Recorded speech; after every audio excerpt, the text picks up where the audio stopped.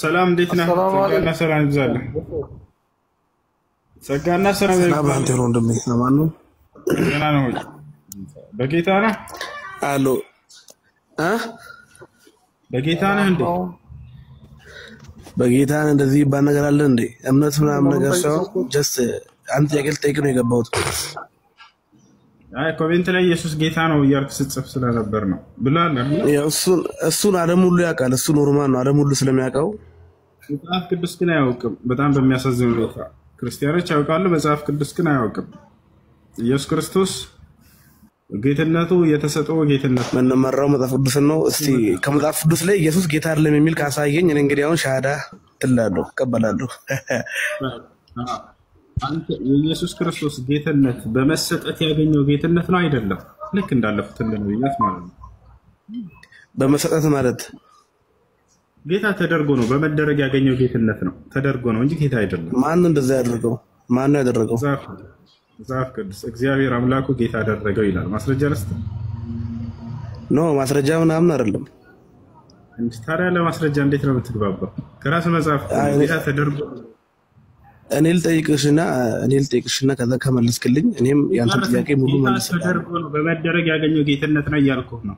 ያ ደግሞ መለኮታዊ ጌትነት አያስፈልግም። መጀመሪያ እኔ ልጠይቅና መልስልኝ። እኔም ያንተን የፈለግከውን ጥያቄ ስለ ሥላሴ ስለማን መልስልሃለሁ። የፈለግከውን ጥያቄ ካልነበር እንዴ ወደ ማስረጃው ስንመጣ ጊዜ እኔ ልጠይቅህ ወደሚለው ለምን ትሄዳለህ? ቀጥል፣ ሄደበት እንጂ ኢየሱስ ክርስቶስ ጌትነት ልጠይቅ ለምን ትፈራለህ? ቀስ ብለህ አንተ እውቀት አለ የሚባል ልጅ አይደለም እንዴ? ወደ ማስረጃ ሲሄድልህ ጊዜ ፈርተህ ጥያቄ ያለኝ ወደሚለው መጣ። እስቲ አንዴ እንኳን እኛን ጠይቃችሁ እስቲ ለምን ትፈራለህ አንተ? ጀምረሃል እኮ ለምን ታቋርጠዋለህ? የኢየሱስ ክርስቶስ ጌትነት መስክርለት እንጂ አንጀታችን አትብለው። አንጀትን አለ ብለው አይደለም። እኔ ልጠይቅሽ ብራዘር በላትሽ እኔ መልስ። ይሄን ጥያቄ የትኛው ሙስሊም ይመልስልኝ አይችልም። መልስልኛ። ስርዓት አልባ ናቸው። አያቸው ጠይቅ በቃ ልፍ ያለው ችግር የለም። ሁለተኛ ግን ሰላም አላህ ማን ነው? ተናገር። እኔ ልስደ አላህ ማን ነው? አላህ ማለት የኢየሱስ ክርስቶስ አምላክ ነው። ማስረጃ ልስጥህ። ከቁርአን አልፈለግም ከመጽሐፍ ቅዱስ ላይ አላህ የኢየሱስ አምላክ ነው የሚለው ስጠኝ። ይሄ ታሶ በደንብ ነው ማሳየህ። ኢየሱስ ክርስቶስ የጠበቁ ነው አላህ የሚለው አላህ ስሙ ተጠቅሶ መጽሐፍ ቅዱስ ላይ የኢየሱስ አምላክ ነው አሳየኝ። በደንብ አድርጌ ነው ማሳየህ። እሺ አሳየኝ። እሺ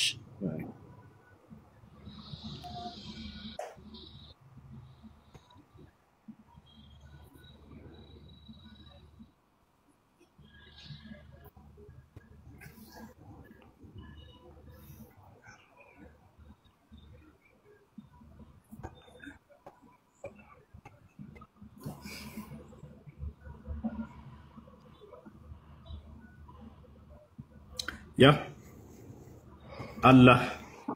አላህ ቃል በቃል ቡክ ኦፍ ጄኔሲስ 1 ኢን አረቢክ። ኦኬ እሺ ወደ እንግሊዘኛ ቀይርልኝ። እንግሊዘኛ አድርገው።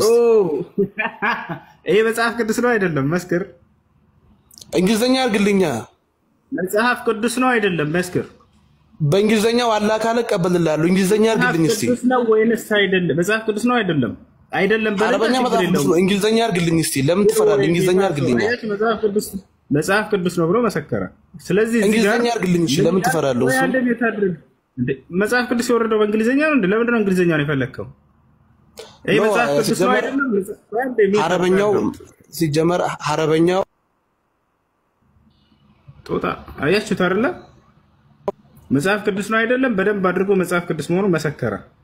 እዚህ ጋር ምን ይላል? አምላክን አላህ ብሎ ነው የሚጠራው። ምን ትላለህ? ይሄ ጌታ ሰው እንግሊዘኛ አድርግልኝ እሺ። ለምን አታደርገውም? እንግሊዘኛ አላህ ካለ እሺ አምናለሁ። እንግሊዘኛ አድርግልኝ። እንግሊዘኛ ለምን ይፈልክ? በእንግሊዘኛ ነው እንደወረደው መጽሐፍ ቅዱስ።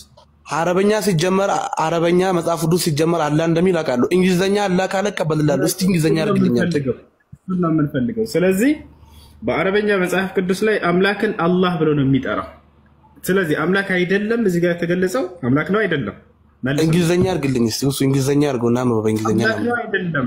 እኔ የፈለኩት ቋንቋ የማድረግ ያለኝ እኔ ነኝ። ይኸውልህ አንተ ይሄ የአረብ ክርስቲያን የለም አናምንበትም እዚህ ጋር ያለውን አላህ የሚለውን ካልከኝ ችግር የለውም፣ ወደ ቀጣይ መሄድ እንችላለን። እዚህ ጋር የተጠቀሰው መጽሐፍ ቅዱስ ላይ አምላክን አላህ ብሎ የጠራው መጽሐፍ ቅዱስ መሆኑን መስክርሃል። ይሄ መጽሐፍ ቅዱስ ስተት ነው ወይንስ አይደለም? ሲጀመር እኔ አረበኛ አላቅም፣ አላህ የበላይ አላቅም። ጄኔሲስ የሚለውን ዘፍጥረትን ግን አይቼዋለሁ ነው በዚህ። ስለዚህ ካላውቅም በልና የሚያውቅ ሰዎች ደግሞ እንግሊዘኛ አድርገው እንግሊዘኛ አድርገው። ተረጋጋ፣ ቀስ በል። ስለዚህ የአረብ ክርስቲያን አለ። ይሄ መጽሐፍ ቅዱስ ራሱ መጽሐፍ ቅዱስ እንደሆነ ቅድም መስክረሃል። ገብቶሃል አይደለ? ኦሪት ዘፍጥረት ምዕራፍ 1 ቁጥር 1 ላይ ምን ይላል? ያ ጀማዓ ፊል በድኢ ኸለቀ አላሁ ሰማዋት ወልአርድ ይላል። አረበኛ የሚችል ክርስቲያን ጓደኛ አለህ? የለኝም። በጣም ጥሩ። አረበኛ የምትችሉ ክርስቲያን ካላችሁ አንድ ቁጥር ጻፉልኝ። አረብ ሀገር የምትኖሩ ክርስቲያን ልጆች ካላችሁ ወይም አረበኛ ማንበብ የምትችሉ ካላችሁ አንድ ቁጥርን ጻፉ። እኔ ብነግርህ እየሸወድኩህ እንዳይመስልህ የራስህ ወገን ክርስቲያን እንዲመሰክረው ማለት ነው። ኖ በእንግሊዘኛ አታደርግልኝም? ትራንስሌት አድርግልኝ በእንግሊዘኛ። ያው ተረጋጋ፣ ቀስ በል። አንድ ቁጥር ጻፍ። ሀቢብቲ ይላል። እሺ ክርስቲያን ልጅ ካለች ነይ ግባ። እንዳትዋሹ። ክርስቲያን የሆነ ልጅ አንድ ቁጥር ይጻፍ። ክርስቲያን አንድ ቁጥር ይጻፍ አላችሁ?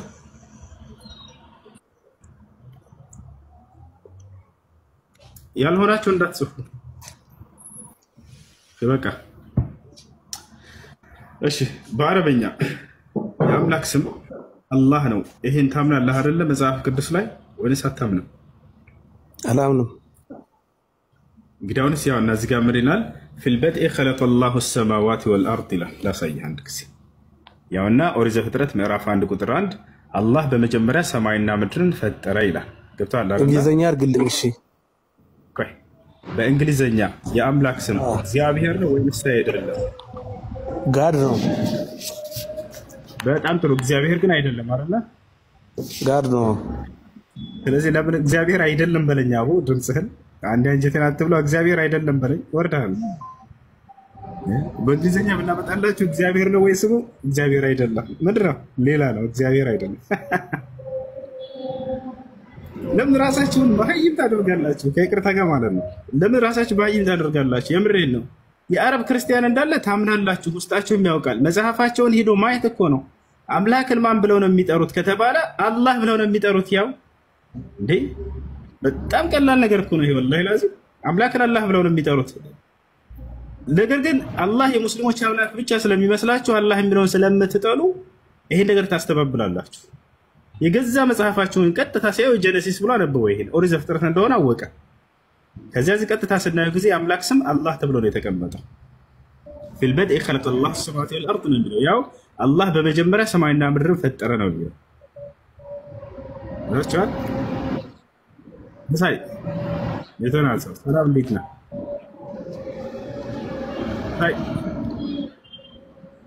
መሳይ السلام عليكم وسلم በጸጋው የምትኖሩ የጌታ ሰዎች ጌታ መንፈስ ያደረባችሁ ራሳችሁን አትሸውዱ። የአምላክ ስም በአረበኛ የመጽሐፍ ቅዱስ ላይ ነው። ይሄ ቁርአን አይደለም ያሳየኋችሁ፣ መጽሐፍ ቅዱስ ነው። አምላክን አላህ ብሎ ነው የሚጠራው። አላህን 24 ሰዓት ስትሳደቡ ትኖራላችሁ። እስኪ የግብፅ ክርስቲያን ፊት ሄዳችሁ አላህን እንደዚህ አጥረግርጉና ተሳደቡ።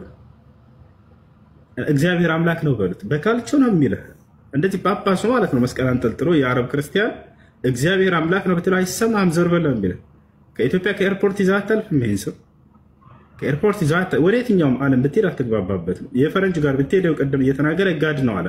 እግዚአብሔር ነው ወይ? አይደለም። እሺ አረብ ጋር ስትሄድ የአምላክ ስም ማን ነው? አላህ።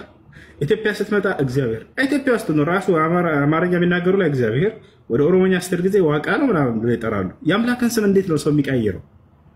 የዓለም ሙስሊም፣ የአፍሪካውን ሙስሊም፣ የአረቡን ሙስሊም፣ የነጩን ሙስሊም፣ የኢትዮጵያውን ሙስሊም አምጣው አምላክ ማን ነው ብለህ ጠይቀው። ሁሉንም ዓለም ላይ ያለ አላህ አንድ ስም አለቀ በቃ። የአምላክን ስም አልቀየሩም፣ ይዘዋል።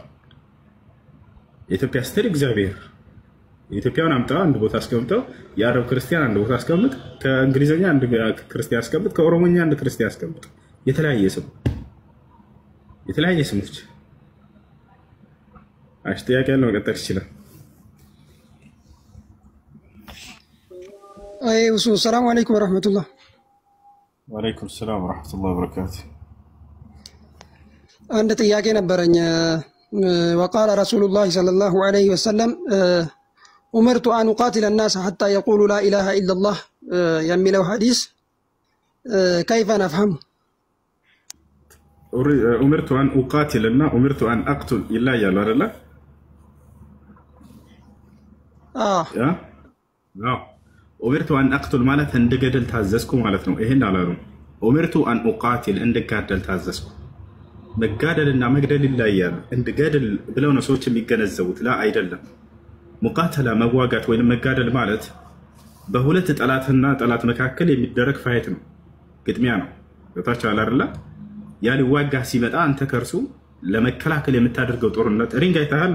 ፎክስ ሲጋጠሙ ሙሳራዓ ይባላል። እሱ ሙቃተላ ይባላል፣ መዋጋት ይባላል። መውጋትና መዋጋት የተለያዩ ናቸው። ስለዚህ ሐዲሱ የሚለው ምንድነው? ኡሚርቱ አን ኡቃቲል እንድዋጋ ታዘዝኩ እንጂ እንድወጋ ወይንም እንድገድል አይደለም። ስለዚህ በያኛው ጠላት ወቃት ማን ነው ታዲያ የምንዋጋው ከተባለ አላህ Subhanahu Wa Ta'ala በሱረቱል በቀራ ላይ ምን አለ?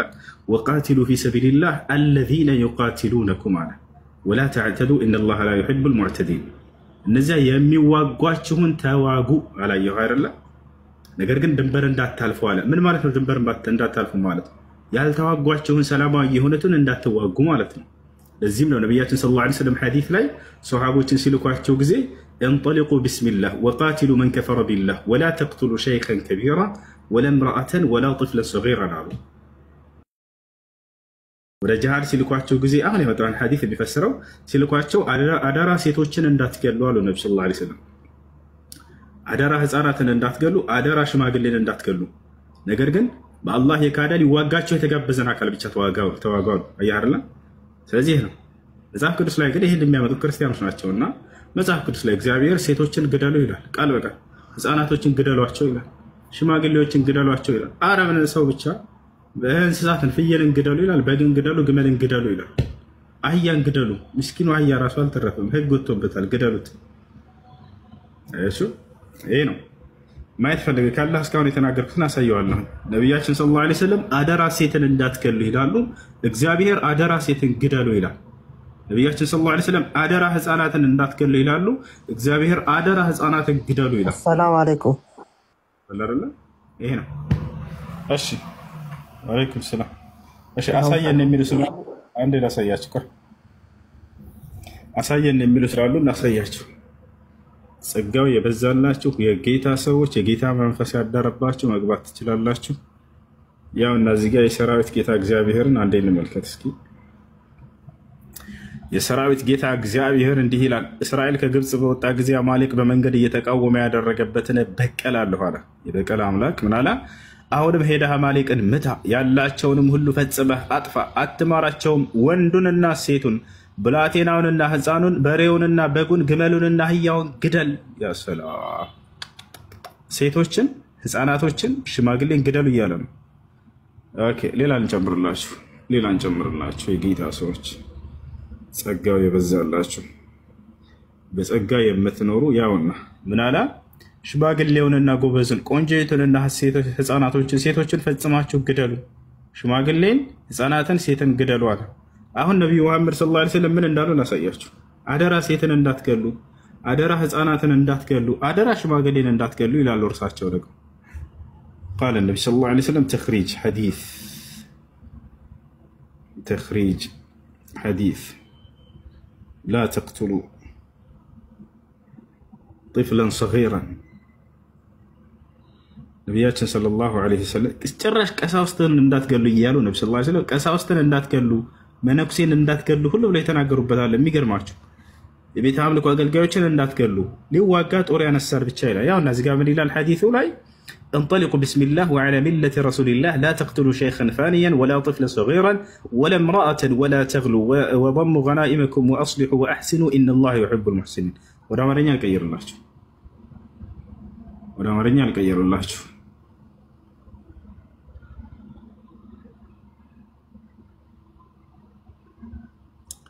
ወደ አማርኛ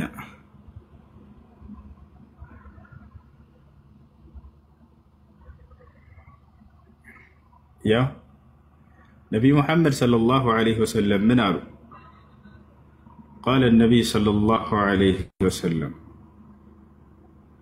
لا تقتلوا طفلا صغيرا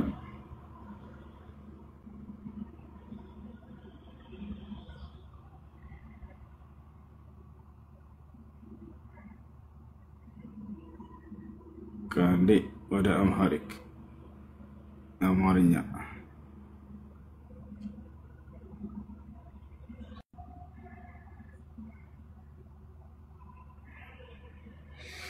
እሺ ወደ አማርኛ ከቀየረን እንመልከተው።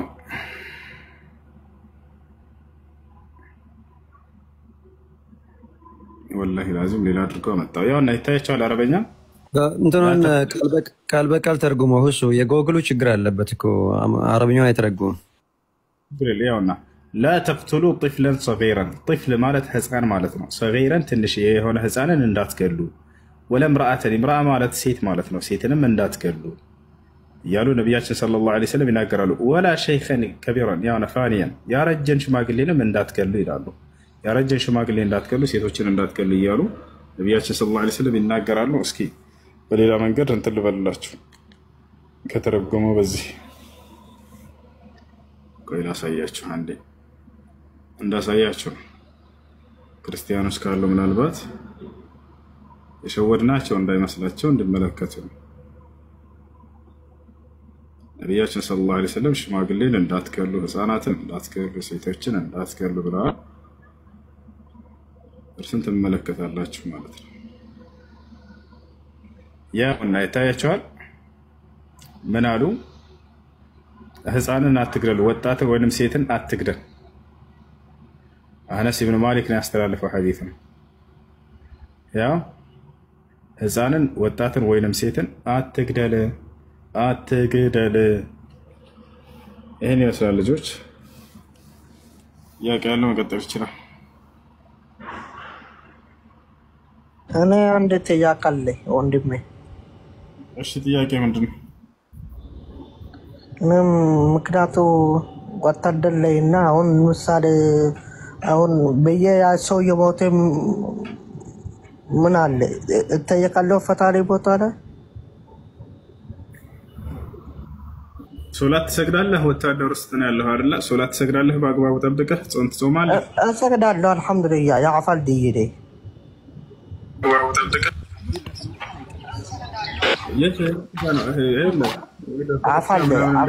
አፋር ክልል ውስጥ ነው ያለው።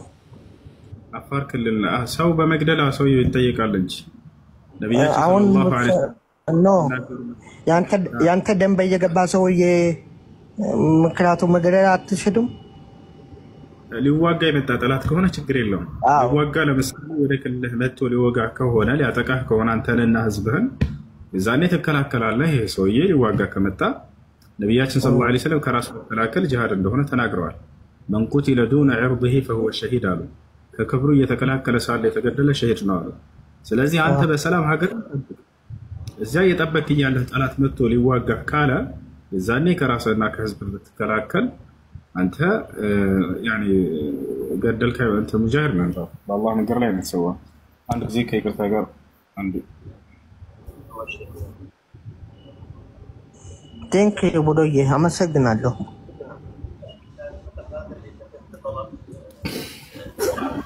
السلام عليكم.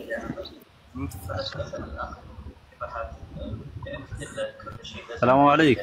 كيف؟ عندي ترقب وتستمر هكذا. وأدخل روابط الذين يسلمون معه هم عندهم رابط لهم هم مثل ما تكلمنا. طيب شيخ في رابط لهم إذا كانوا داخل الدولة وفي رابط لهم إذا كانوا خارج الدولة وأرسلت كل هذه الروابط. طيب شيخ بارك الله فيك. في واحدة بعد أسلم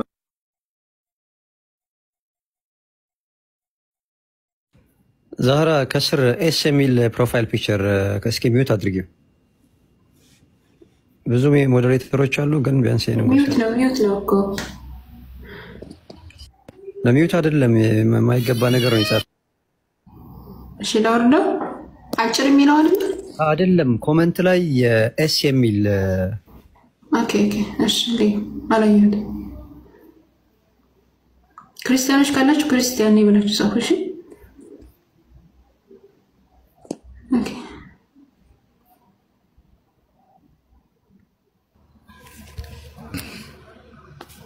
እሺ እሺ ምን ነበር ያላችሁት?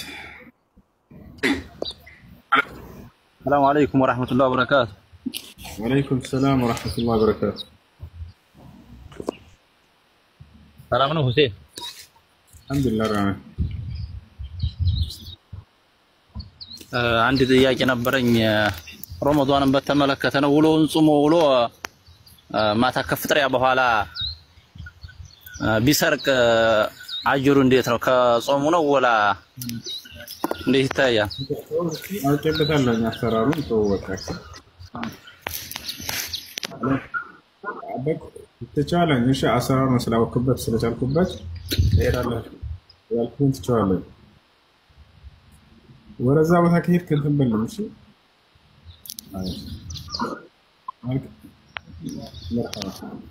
አኺ አንዴ ልጠብቅ። እሺ ስልክ ላይ ነው። እሺ ይኸውልህ የጥያቄው ጾመኛው ነው። በጣም ፍረሰኝ ጾመኛው ነው። ቀኑ ሙሉ ብሎ ማታ ላይ ቢሰጥ ፈርቼ ነው እንጂ ልስቅ ነበረ ግን ፈር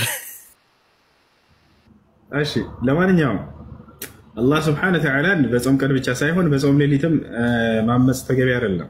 መስረቅና እንደዚህ ተገቢ አይደለም። ስለዚህ በጾሙ ላይ ችግር ያመጣበታል ወይ? በጾሙ ላይ ችግር ያመጣል። ነገር ግን መስረቁ ከታላላቅ ወንጀል ነው። አላህ Subhanahu Wa Ta'ala የሰዎችን ገንዘብ እንዳሰርቅ ከልክሏል በቁርአን ላይ والذين لا يدعون مع الله إلها آخر ولا يقتلون النفس التي حرم الله إلا بالحق ولا يزنون من يالين نكرل ولا تأكلوا أموالكم بينكم بالباطل بسورة النساء علي لما كاكلاتشو كذباتشون بحسدها التبليل بس هو كذب مبلغ كلكلنا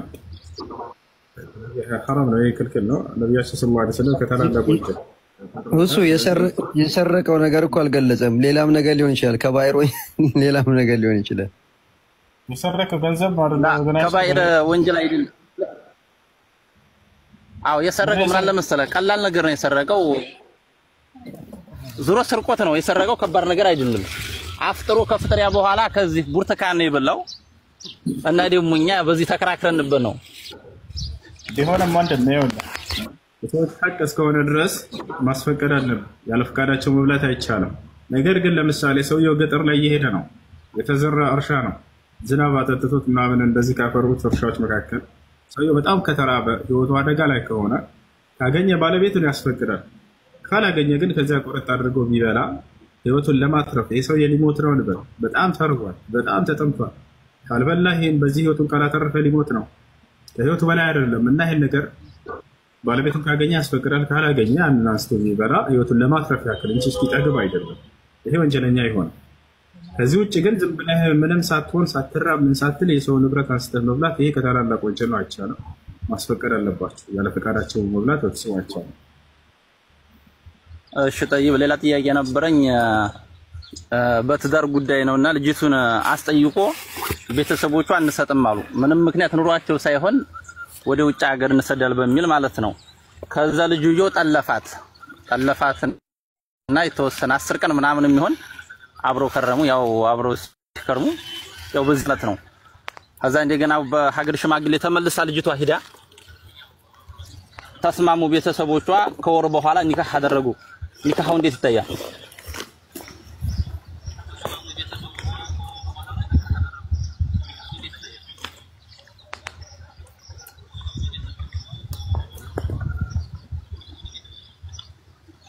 ሚዩት ነህ ሁሴን። እሺ አንድ ሀይድ እስክታይ ድረስ ጠብቆ ከሆነ ኒካሁ ችግር የለውም። ያን አንድ ሀይድ ሳታይ በፊት ከሆነ ኒካሁ የታሰረው ኒካሁ መደገም አለበት። እንዳውም አንዳንድ ዑለሞች 3 ሀይድ ሁሉ ያላሉ ማስረጃ ባይኖረውም በዛ ከተባለ አንድ ሀይድ መጠበቅ ነበረባት። አንድ ሀይድ አይታ ከዚያ በኋላ ከሆነ ኒካሁ የታሰረው ችግር የለውም። ሀይዱን ሳታይ በፊት ከሆነ ግን አይቻልም። ኒካሁ መደገም መታሰር አለበት። አይ طيب ሌላም ጥያቄ አለኝ። እና ደግሞ የሆነ ሰው ቢያንስ ኒካህ ማውረድ ፈልጎ ሳይሆን ሳያስብበት ሚስት አይደለሽም ማለት እንዴት ይታያል? አላሰበበትም በድንገት ማለት ነው። ኒካህ ማውረዱን ፈልጎ አይደለም። ኒካህ ለማውረድ እስካልሆነ ድረስ በዚህ ቃል ያው ወንጀለኛ ኒካሁን አያወርደው። አይዋ طيب የሐፊዝን ሰው አጽም አይበሰብስም እንደዛ ይባላል።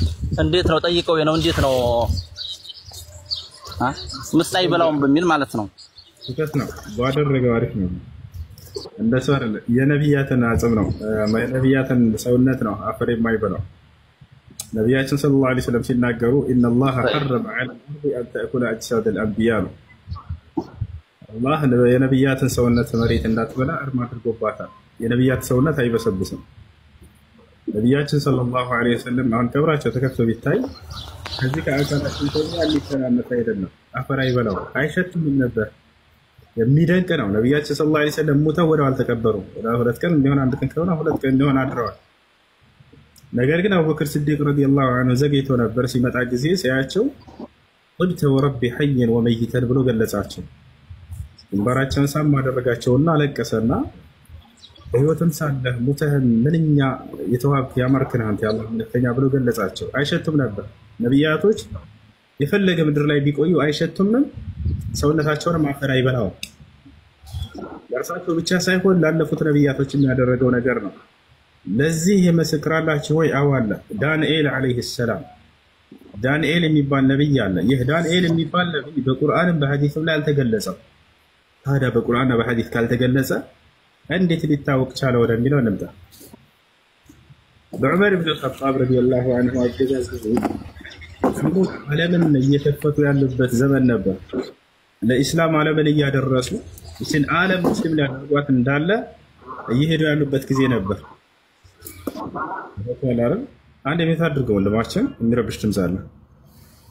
አንድ በሻም አካባቢ ላይ በዚያ በኢራን አካባቢ ላይ ወደዚህ አካባቢ ላይ የሆኑ የአይሁዶችን መንደር ድል ያደርጋሉ ሙስሊሞች። ድል ካደረጉ በኋላ ወደ ቤተ አምልኳቸው ሲገቡ ጊዜ አንድ ረጅም ሳጥን ያገኛሉ ሷሃቦች።